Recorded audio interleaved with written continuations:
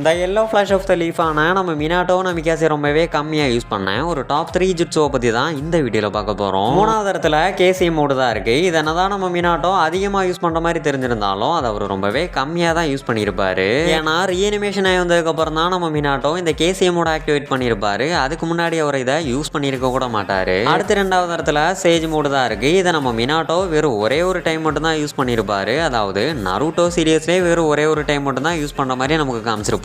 So இங்கே ஒரு Sage mode use பண்ணதுன்னா அவ்வளோ பெரிய மேட்ரு இல்லை. ஆனால் எனக்கு சேஜ் மோடு யூஸ் பண்ணி பழக்கமே இல்லை அப்படின்னு சொல்லி அடுத்த செகண்டே சேஜ் மோடு போவோம் பார்த்தீங்களா, அதுதான் இங்கே நக்கலான விஷயமே. ஸோ நம்பர் ஒன்று பார்க்குறதுக்கு முன்னாடி அனிமேல உங்களுக்கு பிடிச்ச ஃபோன் கேஸ் எல்லாம் ரொம்பவே கம்மியான விலையில் பண்ணி கொடுத்துக்கிட்டு இருக்கோம். உங்களுக்கும் அனிமேல ஃபோன் கவர் வேணும்னு நினச்சிங்கன்னா ஸ்க்ரீனில் கொடுத்துருக்க வாட்ஸ்அப் நம்பரை காண்டாக்ட் பண்ணுங்க. ஸோ ஃபைனலாக நம்பர் ஒன்ல ரீபர்த் சீல் தான் இருக்குது. இதை நம்ம நருட்டோ சீரியஸ்லேயே ஒரு 3-4 பேர் மட்டும் தான் யூஸ் பண்ணியிருப்பாங்க. ஸோ இதை எந்த அளவுக்கு ஒரு கிரேசியான பவர் அப்படின்னு சொல்லி பார்த்தீங்கன்னா அடுத்த உயிர் எடுக்க நம்ம உயிரை கொடுக்கணும். அதுதான் இங்கே கொடுமையான விஷயம்.